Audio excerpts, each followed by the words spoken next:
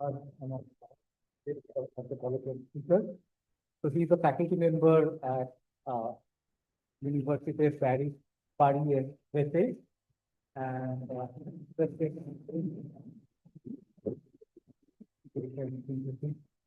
and earlier he was a postdoc at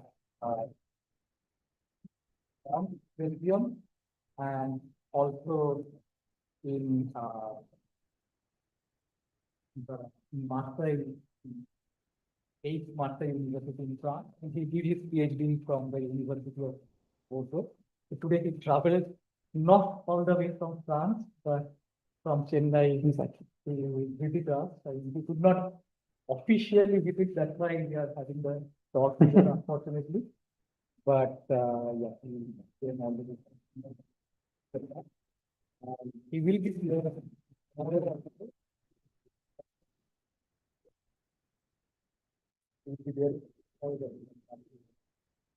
Today he is going to talk about time. So what will you? Thank you. So thank you for the invitation. And before, let me just say that if anything is unclear or you have any question, feel free to stop me and ask me whatever feels unclear about the talk. So yeah, sure. What's that? Yeah. This I don't know. Yeah. So other than that, so this talk will be about timed games. And whenever someone wants to talk about timed games or even games, one should define on what formal structure we'll be playing, right? So let me first define this kind of structure. So I'll be interested in time automata. Essentially, what we'll be doing for the next hour is to play over time automata. And first, let me just define or recall maybe what a timed automaton is. So it's essentially a regular automaton, finite state, as I would assume that everyone here knows. So you must have guessed that this is an initial state and this is a final state. And what a timed automaton is simply a finite state automaton enhanced with some very small features. So the first one is we add these variables here that I'll call clocks. And what I will do is that they will somehow store the time passage of the execution. I'll also enhance each transition with a guard here or like that. This would be also another guard. And what a guard does, it guards the transition. I can only fire a transition if the guard is satisfied. So if I want to fire this guard from this state to this one, I should make sure that when I want to fire this guard, X would be exactly equal to 1. And this guard would not take, this transition would not take any time. It's considered to be it instantaneously fires. Finally, for each transition, I might add what I would call updates or resets. And I'm only allowed to reset one clock or a subset of clocks to 0. I cannot update with any other values. I will restrict myself to only update to 0 if I want to reset a clock or a subset of them. And with this in mind, let me define now how run the time automaton works. So initially, all the variables will be at 0, and I'll start from the initial state. And the rate at which the clocks evolve will be 1, and it's the same for all the clocks. So from the initial state, there is only one transition that I want to fire, that I can fire is this one. And I have to make sure that X is equal to 1 before I can fire this transition. So I don't have much of a choice. From 0, 0, I have to wait until I reach this part. And from here, I can fire this transition. And I need to reset the variable Y to 0. So the run would go to this part after the reset. And then I need to make sure that this guard is satisfied. But this guard is satisfied anywhere along this line, right? But if I were to look a little bit ahead, here I need to make sure that when I reach this state, this guard should also be satisfied. So no worries. I just fire from here. I reset X to 0, and then I leave it be, and then I reset, and I can continue like this. So in this talk, I will be using this kind of structure as a formal structure on which I would like to play. But before explaining what kind of game I'll be playing over this structure, let me just define what objective I will be interested in. So if I consider that this is just an automaton, usually we use automata as acceptors. So with an automaton, I have to define a condition over which the automaton should accept or reject its input. So here I'll be interested in the so-called Cauchy condition. What it means is that I will be happy with any run that visits this state infinitely many times. So this, what you should take away from this info is that essentially I'll be interested in infinite run. Okay? In order to visit this state infinitely many times, I should at least generate an infinite run. So in some sense, I should at least ensure that a timed automaton never gets blocked with regard to any of these guards and generates an infinite run. Okay? So now let me define what kind of game I'll be playing and what I mean when I say real-time synthesis. So I'll consider two entities. The first called controller and the second called environment. And the controller will control all the states over the automaton. And he will be the one to decide on the delay, the time he wants to spend over each state. So whenever he is in a location, he will pick the delay, and this delay will dictate how much time I want to stay over this location, and then he'll pick a letter. And if once he picks the delay and the letter, there exists at least one transition labeled by this letter and whose guard is satisfied, then this transition is picked. But if there is some non-determinism induced by the choice of the controller, then the environment will resolve this action. So here the controller chooses, he's in control, is in charge of timed actions, characters, and discrete choices, while the environment is in charge only of solving the non-determinism. Okay? And other than that, I'll use regular notions of strategies that I'll inherit from finite game over graph. And if you don't know what these are, it will be clear from the talk later on. So don't worry. Okay, and the problem I'll be interested in is, can I come up with a strategy for the controller such that any run induced by his strategy will satisfy the Cauchy condition? That is, can I come up with a sequence where the controller chooses delay and action, and then however the environment resolves the non-determinism, at the end, I'll make sure that I have generated an infinite run, and that this run will visit an infinite location infinitely many times. Okay? So let us try to play this setting over the previous example. So this is the example from the first slide, and this is the run we have built as an example. Now, once I have performed this run up to this point, I am in state L1. And clearly enough here, for the controller to win, it just needs to repeat this cycle over and over. Okay? So let's see how he can manage to do it. So if I look at only this execution from an abstract way, here, well, when I perform this pattern, in some sense, I have repeated this cycle once. If I want to repeat this cycle again, all I need to do is to perform this pattern another time, but this time I should not start, I don't need to start from here, but I have to start from this part here, and I have to perform the same pattern in this very restricted space. But that should not be very difficult. All I need to do is that from here, I have to play a very fast delay. I have to pick a short delay. And then once I pick this delay, I reset. I'm here and I have plenty of time to play the next transition. But as soon as this guard is satisfied, I have to fire the transition. So these are the two critical points. Here I have to pick a very short delay, and here I have to pick a long enough delay, but as soon as I have reached the point where this guard is satisfied, I can fire the transition.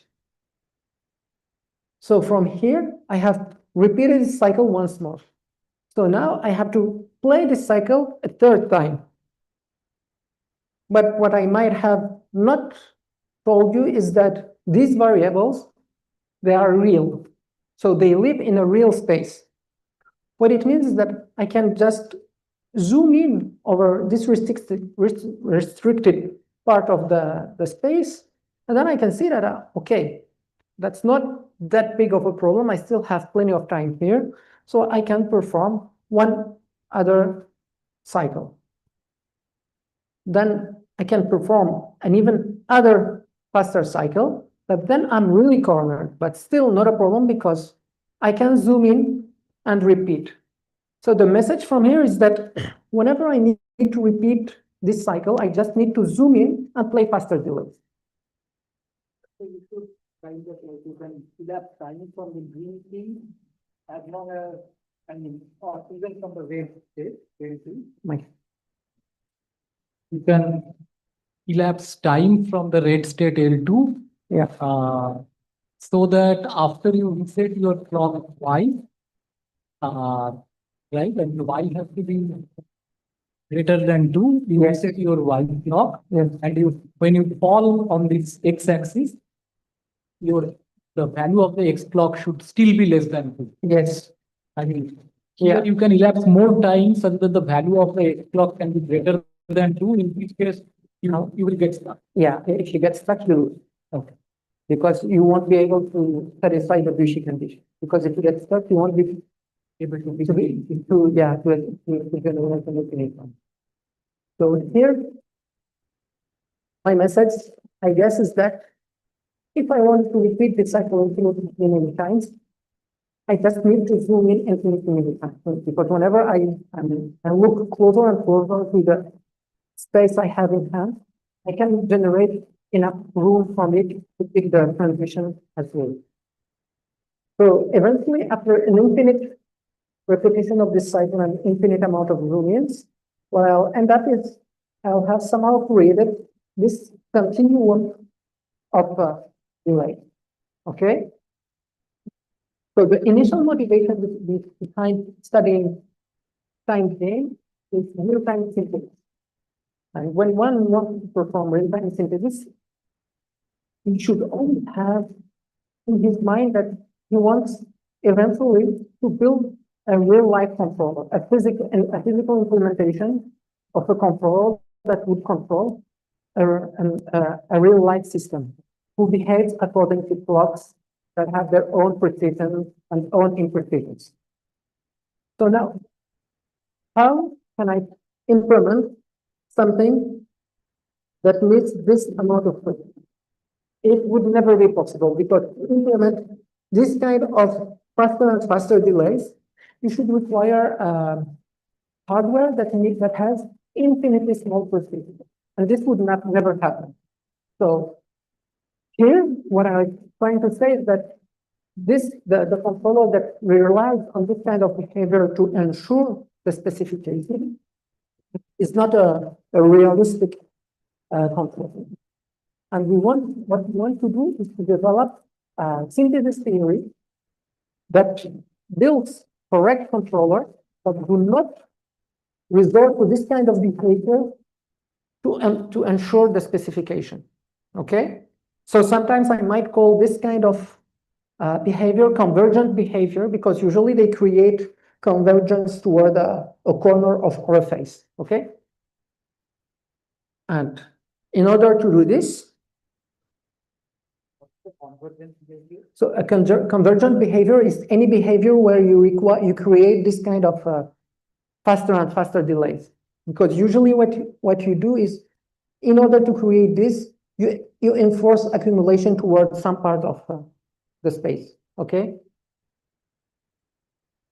So instead of playing the game where I have someone that picks a delay and action and another one that involves non-determinism, I'll slightly alter the game semantics and I'll try to solve this game. So this now game is parameterized by a parameter delta, and I'll call it G delta of A. So A is a timed automata. And don't bother with reading all of this, just let us play the interaction between the players over this transition. So assume that the play somehow reached this transition and it is in 0, 0. So in order for the controller to fire this transition, you only need to ensure that it picks a delay that brings the play somewhere over this board. But now what I will ask the controller is to always pick a delay such that whenever it satisfies the guard, it will be delta away from the borders of the guard. So it means that not only he should ensure a delay that brings him somewhere here in the green area, but I want to bring him somewhere in this newly green area. And this is exactly delta, and this is exactly delta, okay? And now he picks a delay here. Let's say he picks this position. And now it is up to the environment to play. And now I'll call the environment perturbator, because what I will I'll ask the environment to do is to perturb somehow this choice. So he will change a bit this position by at most delta. So it means that the play should continue not from here, but from somewhere in here, in the red area, and then the transition is fired. The play moves on to this somewhere in the blue part, and then the play continues. Okay, so what I should mention is that the perturbator knows exactly the initial choice made by the controller, and then the controller knows exactly how the perturbator has perturbed the choices. Okay, and then once we've reached here, a complete information is available for both players, and then the interaction repeats and the play continues. Okay, and again, I have to ensure that the play is not stuck. If this a strategy for the controller generates an infinite run, and that this infinite run visits infinitely many times every shift. Okay, and now the problem I'm interested in. Yeah.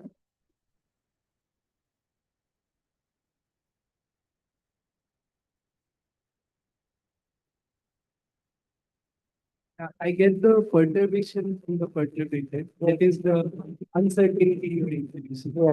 But why is the line shrinking in the first place? Sure. So assume that I do not require this shrinking. If the controller plays somewhere in here, and the perturbator perturbed by a certain amount in between delta, then I'll go outside of the guard. Okay, and he will not be able to fire his transition. Okay, so here by shrinking like this, somehow I'm enforcing what I'm saying is that if the perturbator has a way of changing the guard or the transition that the controller is committed to, then the controller loses. Because if the perturbator is able to change to a perturbation, is able to change the choice of the controller, he wins. Because if I am very close, if I can only pick a delay that is really close to the border, it means that I cannot ensure this first step, and I cannot perform a move. I cannot generate an infinite run. I lose. Okay. So now, yeah.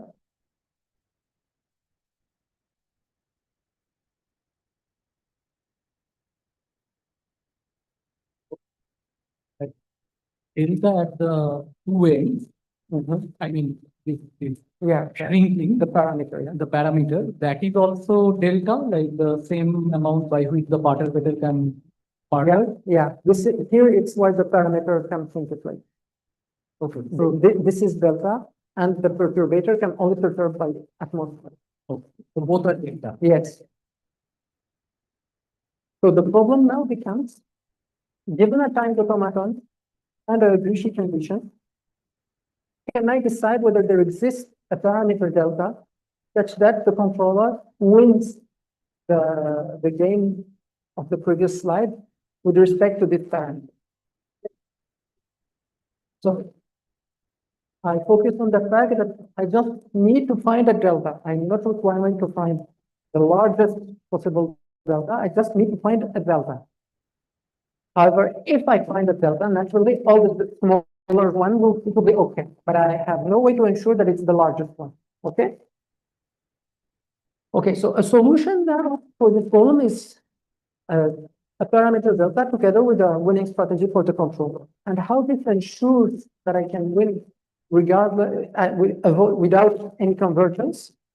This is from, at least this would be the intuition. So anyone that is consistent with the winning strategy for the controller will always cross the guards with a delta distance from the borders, okay?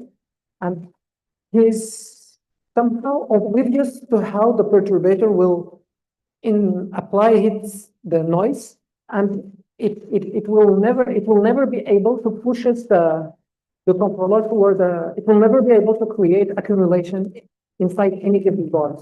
So this will ensure the controller that he wins without using any conversion. And this is what we mean by robust behavior. It is robust against any perturbation or noise from the perturbator or from the clocks of the hardware. Okay? So now I'll fast forward.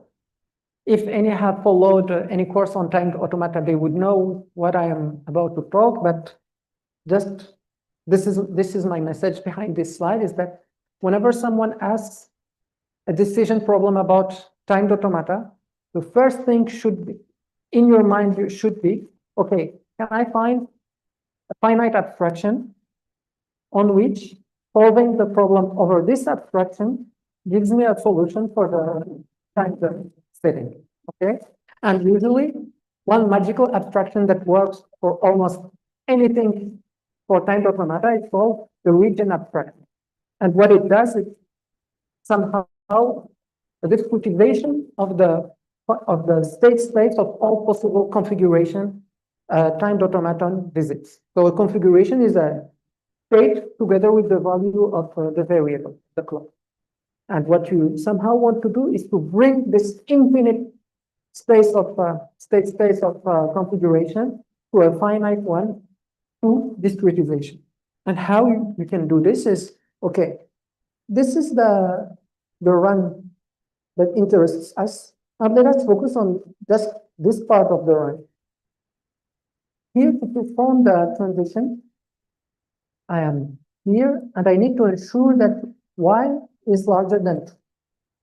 But if y is greater than 2 here, it means that any transition, any point is this pinkish triangle can perform the transition, right? I can pick anything here, and y will I'll be able to continue the run. Okay. So anything here satisfies this. Intuitively, I can just say, okay, anything inside this triangle can be considered as the same configuration. And doing like this, I can just construct all these triangles and lines and dots, and I'll call them region. And what is important is that regions have this property that whenever you pick a region, all the points inside this region will satisfy the same set of dots. Okay, so if I am, for example, in the blue dot, This is easy, but anything inside this blue dot satisfies the guard x equals to 1. Here, anything here satisfies the, this is not a guard. Here, anything inside here satisfies the guard x is less than 2, okay? And so forth and so on. So there is a way to compute all the possible regions that can be visited by an automaton, and this is called the region abstraction, and it induces a region graph, okay? And it has the following properties. It finitely partitions the state space of all possible configuration of the timed automaton. It is a time abstract dissimulation. I mean, there exists a time abstract dissimulation between your automaton and your region graph. What does this mean is that if I have a run induced by my timed automaton, I can come up with a dissimilar run. I can come up with a run. I can relate this run with another run that visit exactly those regions that coincide with the guard that I have played over the timed automaton. Similarly, if I have a run that visits a sequence of region, I can relate this run with a run over the timed automaton. So what I'm saying here is that this abstraction is sound and complete, okay? And it is of exponential size. I can bound its size, and it is exponential in the number of clauses. Okay, so essentially what this means is that, okay, let's try to find an infinite cycle over the region graph such that it visits a Bucci states infinity anytime. And then let's try to see what this cycle look like over the timed automaton. So if I were to do that, well, this region here is equivalent to this state and this guard, and this green one is equivalent to this location with this guard. And here one can clearly see that there is a cycle that repeats between these two locations. But I have shown you that this cycle is not robust, right? So what this essentially means is that the region as an abstraction is not accurate enough to decide whether a run is abstract, is a robust or not. Yeah, please. Why are you calling it a cycle? It's more like a spiral, right? It's a cycle because it leads this, comes here, goes here. I mean, the idea behind when I look at it over only the regions it visits, I am not interested in exactly how I cross the region. I just remember the information of I visited this region, then I visited this region, and then I visited this region, and so on and so forth, right? So from this point of view, I am in this red region. I go to the green one, go back to this here, and go back here, and go back here, and go here. So this I call a cycle because it cycles over the same set of regions, okay? And actually, that's a very good remark. This is what makes the region not accurate enough because it does not store any information on the dynamic behind the visits, the consecutive visits. I have no mean by just looking at the regions to collect the information. That is, I'm not only visiting these regions in a cyclic way, but I am spiraling over it and I'm getting pushed toward the corner each time I visit a region, okay? So that's why we need to use a different abstraction that can store this kind of information. And this is called the orbit graph abstraction. So what it essentially does is that for a given cycle, what it does is not only it stores the sequence of regions you are visiting, but it also stores the dynamic of reachability in between the corners of a region. So what I mean by that is that assume that I am in this region and I'm here in this topmost corner of this region. So from here, the next region is this one, is through a reset. But if I were to be here, the only corner I would reach is this one. If I were to be here, I can reach this one. And from this one, I can also reach this one. So if from this corner and this corner, the Richardian relation between the dynamic collapses toward this one, okay? So this region here would be this one here, right? So if I were in this corner here, This region doesn't have the corner. I mean, it is without the corners. no, this region, for all the regions, I'll consider the topological closure Okay. and add the corners, okay? Okay. This is just to clarify just to add these arrows, it was not looking good to add them here. So when I'm here, it is exactly this configuration. I am in this corner, and now the next region that I reach is this one, right? And the way I reach this one is through this reset, this X reset to 0. So if I were to be here, it means that I'm here. And when I reset, the only possible corner I can reach is this one, right? The same goes for this corner. But for this one, the only corner I can reach is this one, right? So that's what I'll store. I'll remember that these are the regions I'm visiting, and I'll add to this the information on how I travel between the corners along the same path, okay? So let us take a different example. Assume that I'm here. So it means this one. The next region from here is this one, okay? So if I were to be in this corner, should be this one. So the coordinates are 0, 0, and here. And now I can elapse time and then play somewhere from this transition. So if I were in 0, 0, I can either elapse time and reach this corner, or can elapse time and reach this corner here. So that's how I store it in the orbit. I'll say that from this corner here, I can either go to this one or to this one, okay? And I'll just store for any path over the regions, I can store this kind of information, okay?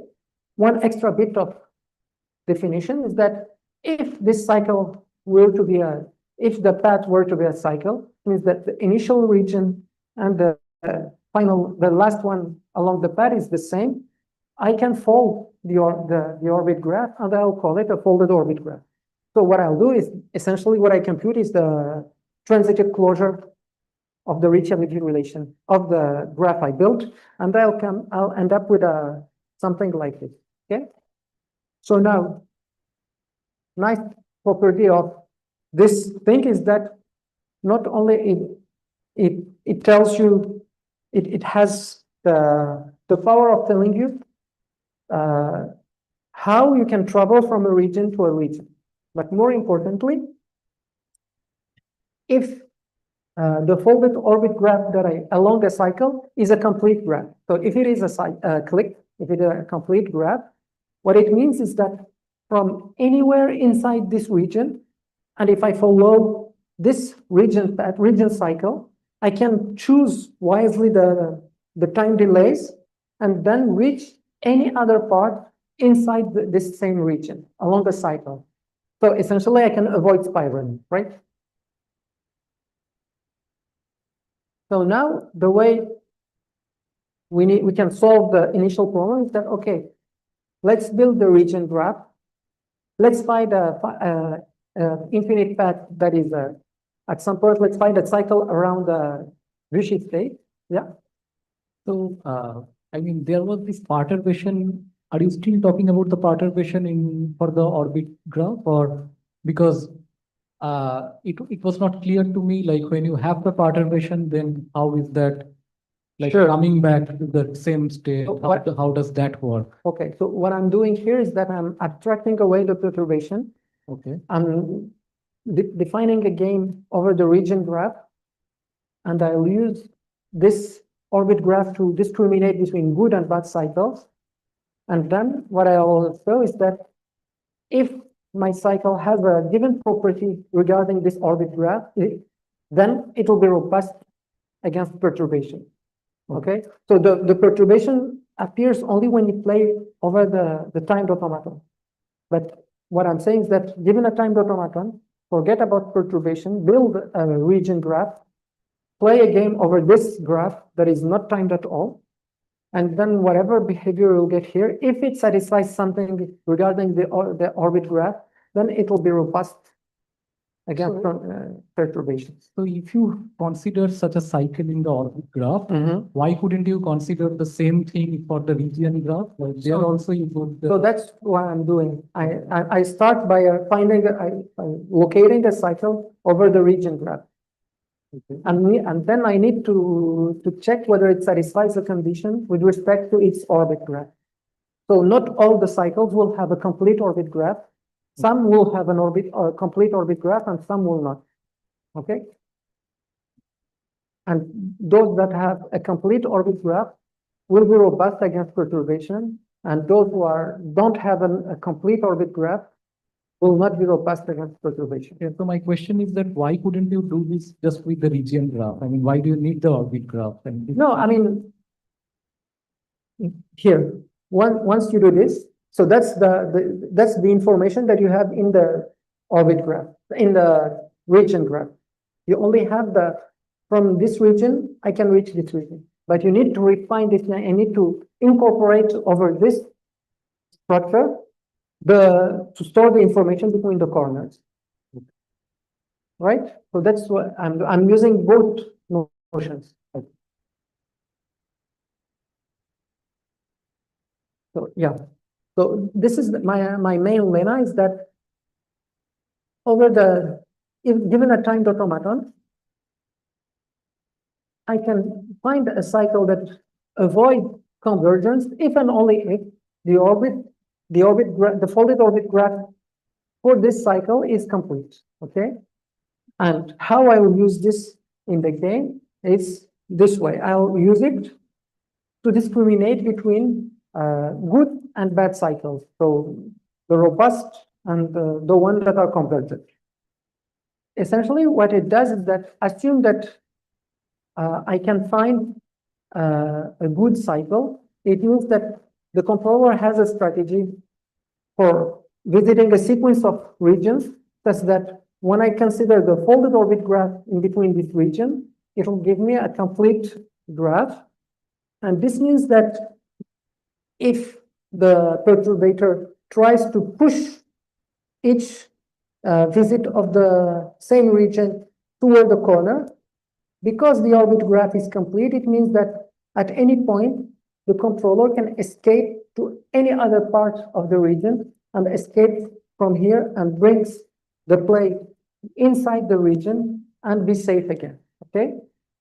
While if the controller is trying to win using a cycle whose folded orbit graph is not complete, eventually I'll get closer and closer to some border, and the controller will not be able to escape. So it will just get closer and closer until such a point that he will not be able to play anything. Okay? So if I recap this part, this would be the algorithm. So you get a timed automaton, you construct the region. And I'll play this game over the region graph. First player chooses an action, and then the controller, the environment resolves any non-determinism if there are for example, two possible regions to visit due to two different guards due to non-determinism, then he will choose one of them. Okay? And then what I'll say is that the controller wins if he can come up with a strategy for visiting regions such that any cycle that is induced by this region will have a complete folded orbit graph. Okay? If the folded orbit graph is, yeah. Trying to see the intuition for why you need the graph to be complete. Yes. So if you go back one slide, then what would happen if the graph is not complete, but let's say the top corner and the bottom right corner, they have a loop. So you can always go from the top to the bottom right and back up. The top and bottom have a Yeah. loop here.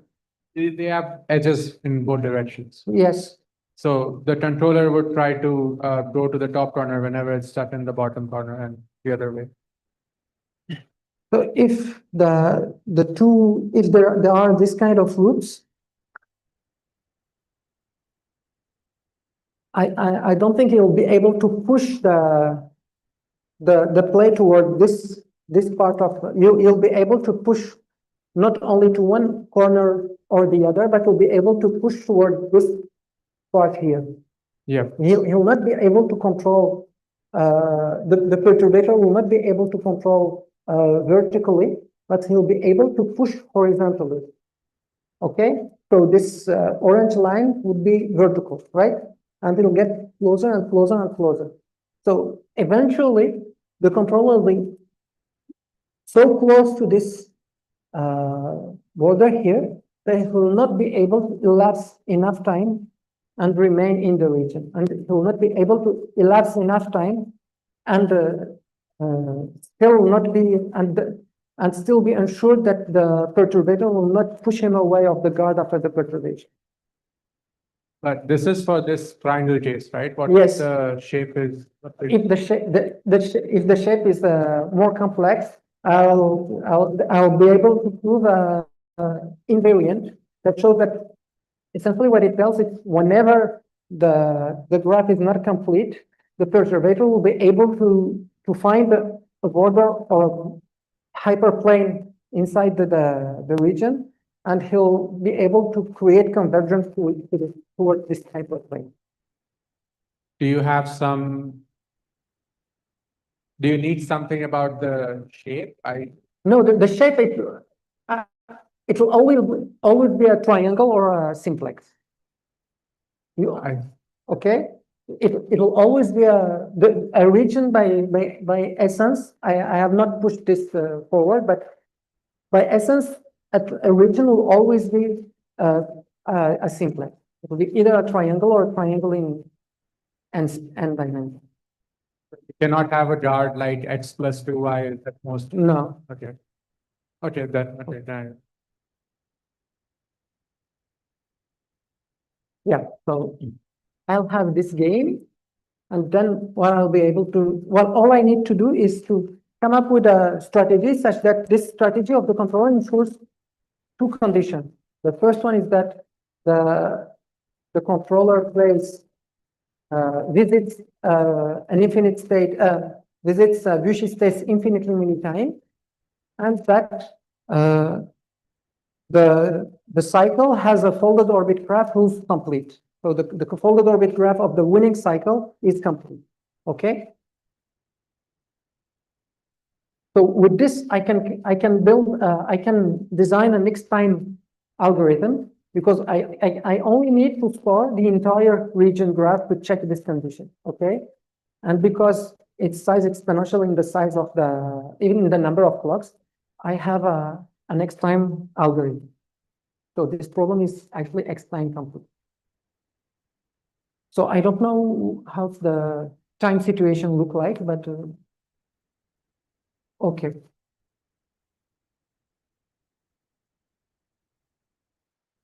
So this is this is just the intuition of how the algorithm works, but essentially what you need to do is this is just an unfolding of a winning strategy of the controller. Okay, so this is the sequence of the regions he visit, and if it is a winning strategy, then any cycle that is induced by this strategy has the good property with respect to the folded orbit, the orbits of the corners. So it means that this cycle and this cycle and this cycle are somehow good. So what this means is that I can, for each region that is where the controller picks a delay, I can compute a safe space inside each region, and the safe space will have the same dimension of it will look exactly like the region itself.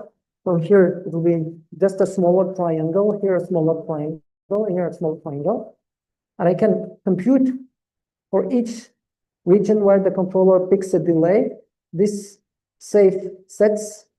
And because I know that the reachability relation is complete between the inside and inside of all the regions, I will be able to show that from here he can ensure that when he reach, from anywhere inside this group space, he can reach anywhere inside this group space and anywhere inside this group space. So essentially what it means is that it always prevent itself from any perturbation of the controller and remain inside the regions. So it's as if for each run that visits this region, I'll be able to create a pipe that is bounded away from the borders, and I'll ensure that always the place will be always inside this pipe. Okay. So this is essentially how it works, and if I cannot ensure such a good cycle, then the perturbator will be able to always pushes me, or I won't be able to create this kind of loose states. Okay.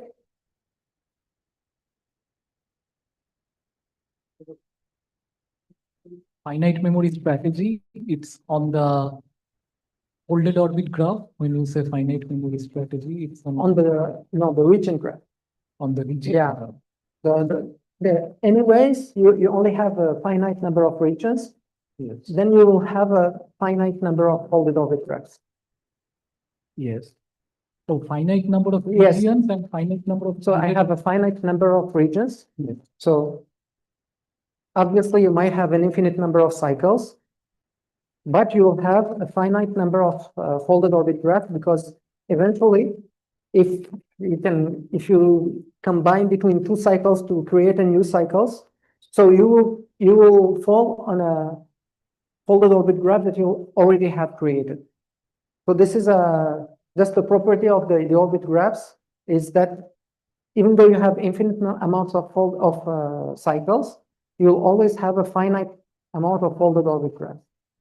So when you say finite amount of folded orbit graphs, you mean like there are different folded orbit graphs for this game, or there is a single folded orbit graph? No, different folded orbit graphs for the region graph.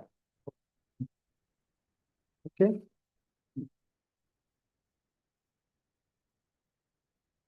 Yeah, And you say it's finite memory in what way? like In different orbit graphs, you have memoryless strategy. so the memory is the memory is that you have a strategy. What you're asking is that what the memory stores. Yeah. Okay, so what the memory stores is that for each region, I have to store these safe spaces. Okay, and then I'll have to store all the folded orbit, every folded graph for all these simple cycles, for these cycles. Okay, and then I'll use this memory to know if I'm, for example, if the perturbator is trying to enforce this cycle here, I need to encode from it, if I am somewhere here, how I should pick the delays in order to fall inside here. So this, I only know that it is possible, but I also need to know, I have to recalibrate the delays to pick how much weight I should put in each direction. So you need to store you need to store the entire region graph to compute the strategy that tells you how to visit, and then you need to store a little bit about the orbits. And you are getting different orbit graphs because of the delta, like you have the delta, I mean, somehow the deltas give rise to different orbit graphs. And this was not very clear to me, like, No, so why do you talk about? Okay, this cycle will have a different orbit graph from this one, simply because it's not the same regions. I see. Okay, but it will be oblivious to the delta and the delay and everything. So this brings me to this corollary. Yeah, and then now I can somehow recap. So far, what I told you is that, okay, I want to build controllers for real-time system, but not any winning controller will be okay, because some might use some mathematical tricks to ensure correctness, but these tricks will not be able to be implemented over a real hardware.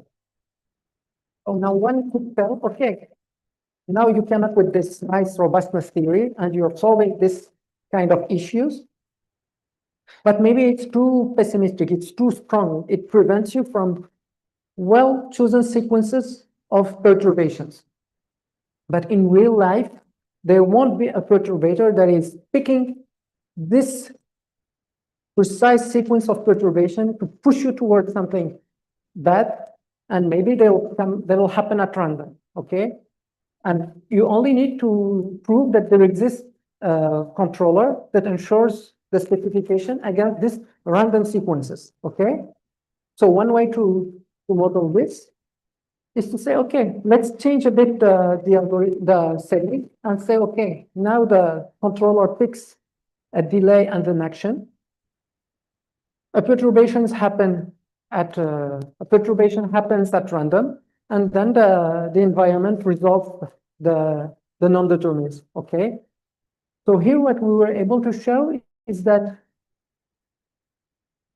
almost the same algorithm works and ensures that if you have an almost true winning strategy for the controller, then it will ensure you that this strategy is almost surely winning over the game played over the timed automata.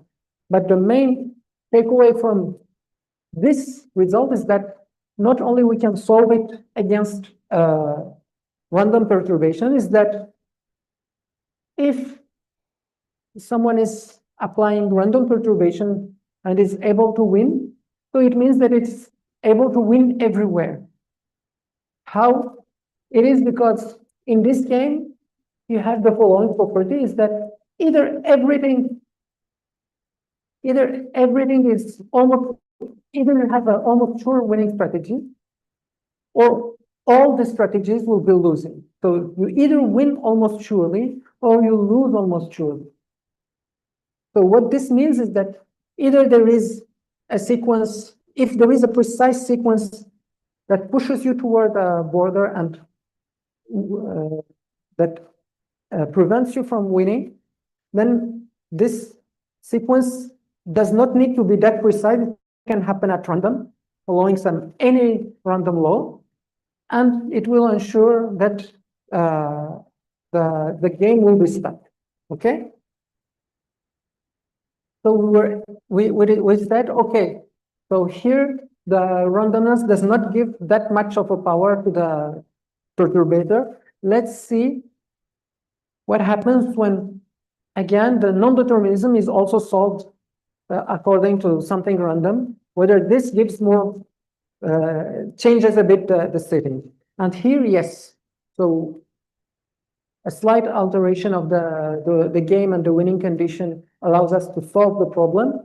But here, you can either win almost surely, but there are instances where you cannot win almost surely, but still win with, I don't know, probably half or something, okay? So here, the precise order and the precise way of choosing does not imply that just perturbing at random will ensure you that you win, okay? So here it makes a real importance. And this brings me to the almost half of the talk. And now I have 5 minutes to conclude, right? 2 minutes. So yeah, so it will be very easy. Here, what I have shown is that, okay, if there is an environment that tries to perturb, I can decide whether there is a robust controller to solve my game. And I were also able to show, okay, if there is something that prevents me from winning with a precise sequence, then okay, even if it happens at the different order according to some randomness, it will again causes me problems.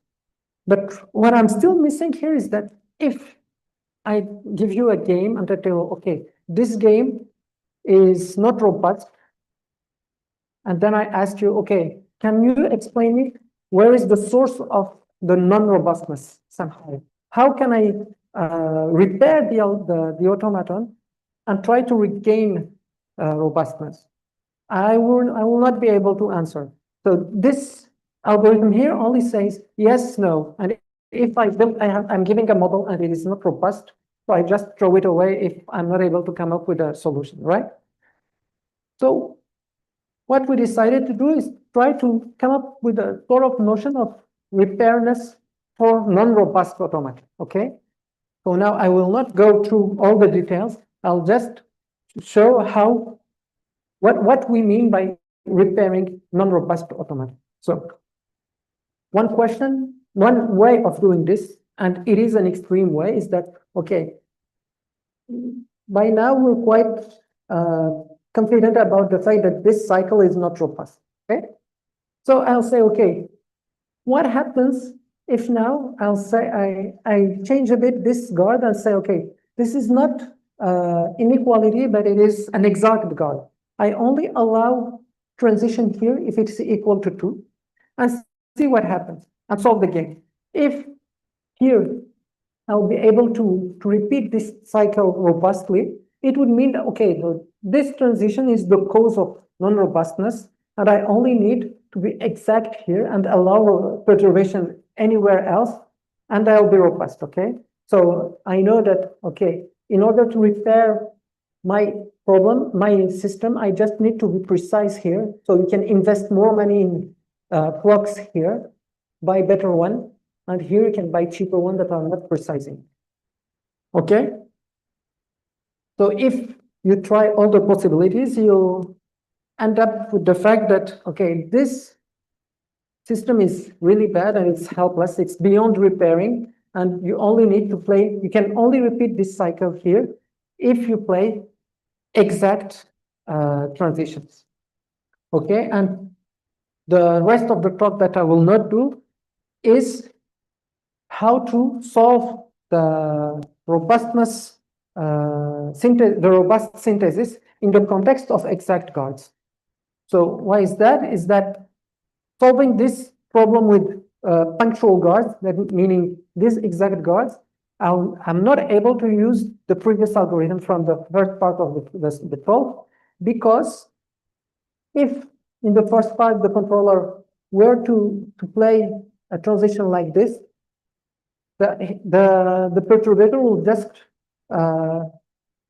just perturb and invalidate this transition, this guard, and then he'll immediately leave. So now we have to redesign an approach that whenever the controller plays, he'll be allowed to play such guards, but whenever the guard is of this shape, it'll face perturbations, and see if the controller now can win with this sort of hybrid setting. Okay, and we were able to solve this, and now let me just fast forward to the theorem. And what we were able to show is that, okay, if you have a deterministic timed automaton now, and all I asked is, so it's deterministic means it's a one-player game.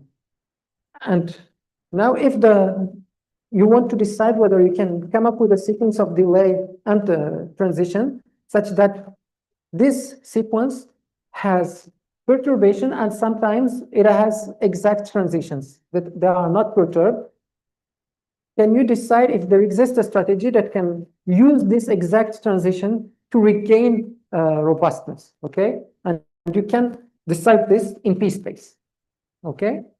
And I'll just stop here. And yeah, so this is the results I presented, but this part. And the next bit of work that we still would like to do is, okay, to come up with a notion of repair for non-deterministic setting, and also come up with symbolic approaches in the hope of coming up with implementations. Yeah, and also maybe more difficult or more general interaction between the players. Yeah, and I'll stop there. Thank you.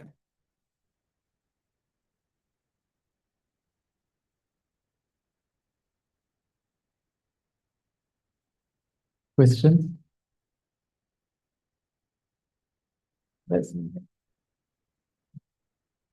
So you have these two results, right? The one with the repairability, Yes, that game is piece complete, yes, and the one with the cycle, yes. the previous one, that is the XP type Yes. complete. So how do you get this completeness results for such games? Oh, the first one is, I mean, the completeness is a reduction to bounded tape Turing machine. Oh, Okay. yeah. The second one, I think it's again the same thing, but with a smaller bound.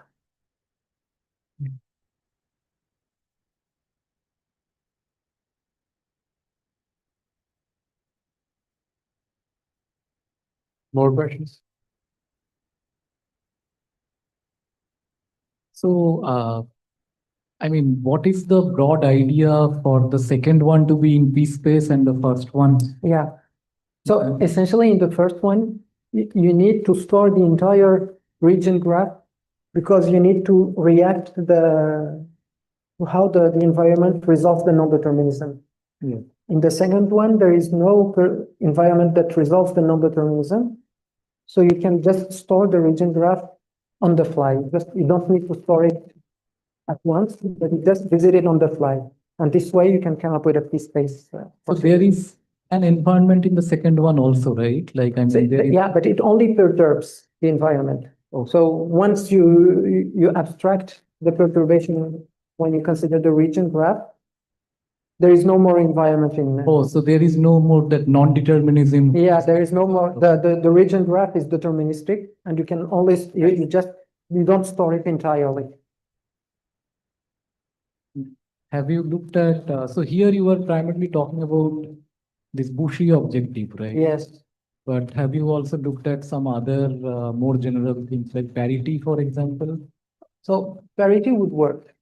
It is, I mean, here it's presenting it thanks to bushy because it's an easy objective to grasp. But actually anything for which you can build an omega regular automaton would work exactly the same. Okay. So if there are no more questions, then let's thank the speaker again. Mhm.